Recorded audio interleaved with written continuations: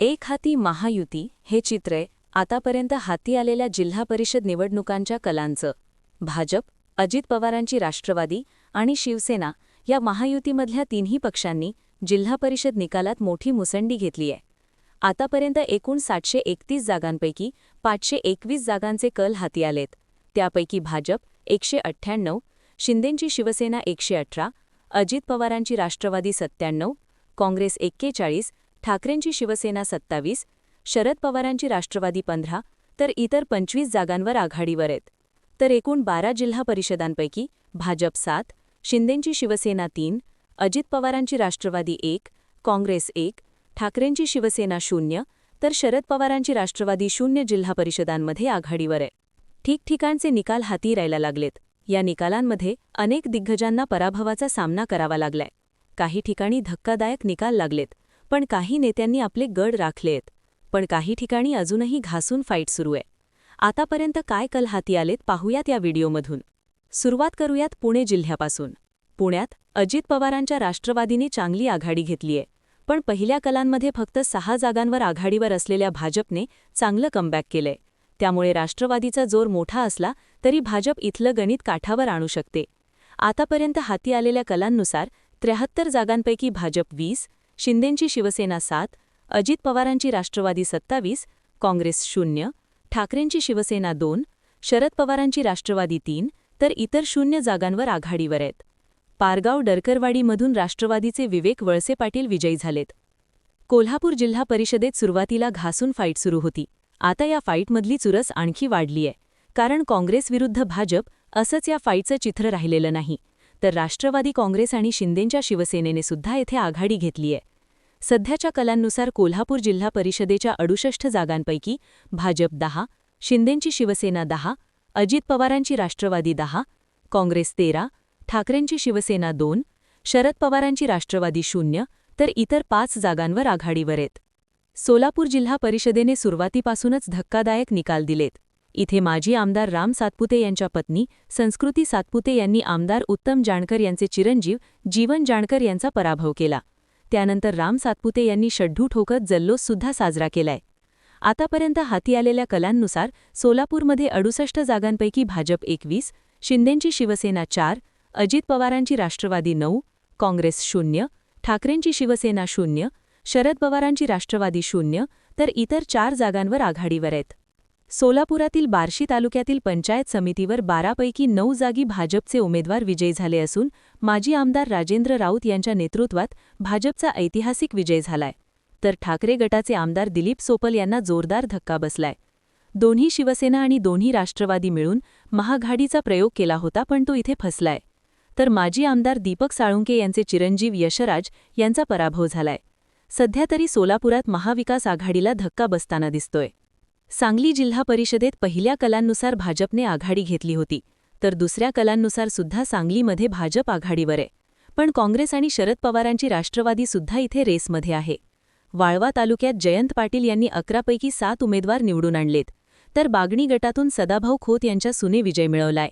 तर पलूसच्या कुंडल गटातून काँग्रेसच्या विश्वजित कदमांचे भाचे ऋषिकेश लाड यांनी विजय मिळवलाय. शरद पवारांच्या राष्ट्रवादी काँग्रेसचे आमदार अरुण लाड यांच्या पत्नी धनुश्री लाड यांचा पराभव झाला. त्या भाजपच्या तिकिटावर उभ्या होत्या. आता हाती असलेल्या कलांनुसार सांगलीत एकूण 61 जागांपैकी भाजप 19, शिंदेंची शिवसेना 9, अजित पवारांची राष्ट्रवादी 5, काँग्रेस 9, ठाकरेंची शिवसेना 1, शरद पवारांची राष्ट्रवादी 10 तर इतर 0 जागांवर आघाडीवर आहेत. सातारा जिल्हा परिषदेत भाजप वन साईड डाव मारताना दिसते, तर राष्ट्रवादी आणि शिंदेंच्या शिवसेनेने सुद्धा आपला टक्का वाढवलाय. पण ठाकरेंची शिवसेना, शरद पवारांची राष्ट्रवादी आणि काँग्रेस मात्र येथे पिछाडीवर आहे. आतापर्यंत कलांनुसार साताऱ्यातल्या एकूण 5ही जागांपैकी भाजप 32, शिंदेंची शिवसेना 10, अजित पवारांची राष्ट्रवादी 17, काँग्रेस 0, ठाकरेंची शिवसेना 0, शरद पवारांची राष्ट्रवादी 0 तर इतर 0 जागांवर आघाडीवर आहे. साताऱ्यात शंभूराज देसाई यांनी आपल्या बालेकिल्ल्यात वर्चस्व कायम ठेवण्यात यश मिळवलंय, पण भाजपने एकहाती सत्ता मिळवण्याच्या दृष्टीने पावलं टाकली आहेत. त्यानंतर येथे धाराशिव जिल्हा परिषद. इथे भाजपचे आमदार राणा जगजितसिंग पाटील यांच्या पत्नी अर्चना पाटीलनी तेल गटातून विजय मिळवलाय. त्यांनी शरद पवार यांच्या राष्ट्रवादीच्या साक्षीना सलगर यांचा पराभव केलाय. आतापर्यंतच्या कलांमध्ये धाराशिवमध्ये घासून फाईट सुरू आहे. इथे दिग्गज नेत्यांची प्रतिष्ठा पणाला लागली होती. पण आतापर्यंत जे कल हाती आले आहेत त्यानुसार एकूण 55 जागांपैकी भाजप 6, शिंदेंची शिवसेना 4, अजित पवारांची राष्ट्रवादी 2, काँग्रेस 4, ठाकरेंची शिवसेना 4, शरद पवारांची राष्ट्रवादी 0 तर इतर 1 जागांवर आघाडीवर आहेत. परभणीची जिल्हा परिषद निवडणूक यावेळी चर्चेचा विषय ठरली. कारण होतं भाजपचे माजी मंत्री सुरेश वरपोडकर यांच्या कुटुंबियांना मिळालेली वेगवेगळ्या पक्षातून उमेदवारी. त्यांच्या कुटुंबातले 5 सदस्य जिल्हा परिषद निवडणुकीत उमेदवार होते. त्यापैकी 4 जणांचा पराभव झाला असून फक्त 1 उमेदवार निवडून आलाय. आतापर्यंतच्या कलांनुसार परभणीच्या एकूण 54 जागांपैकी भाजप 17, शिंदेंची शिवसेना 3, अजित पवारांची राष्ट्रवादी 7, काँग्रेस 3, ठाकरेंची शिवसेना 2, शरद पवारांची राष्ट्रवादी 0 तर इतर 0 जागांवर आघाडीवर आहेत. म्हणजेच इथे ठाकरेंच्या शिवसेनेला भाजप धक्का देताना दिसतेय. छत्रपती संभाजीनगरमध्ये सुरुवातीच्या कलांनुसार घासून फाईट सुरू होती. महानगरपालिकेनंतर भाजप जिल्हा परिषदेमध्ये सुद्धा धुवा उडवणार का हा प्रश्न होता. पण दुसऱ्या कलांनुसार छत्रपती संभाजीनगरमध्ये भाजप आणि शिंदेंची शिवसेना यांच्यात चुरस सुरू झाली असून ठाकरेंची शिवसेना मात्र यात बरीच पिछाडीवर पडलीय.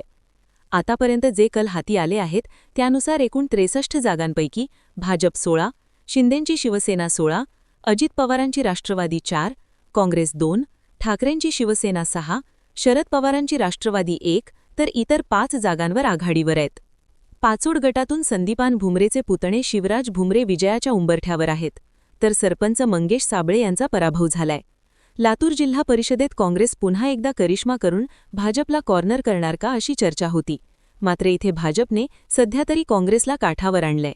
आतापर्यंत हाती आलेल्या आकडेवारीनुसार एकूण 59 जागांपैकी भाजप 14, शिंदेंची शिवसेना 2, अजित पवारांची राष्ट्रवादी 5, काँग्रेस 11, ठाकरेंची शिवसेना 0, शरद पवारांची राष्ट्रवादी 1 तर इतर 2 जागांवर आघाडीवर आहेत.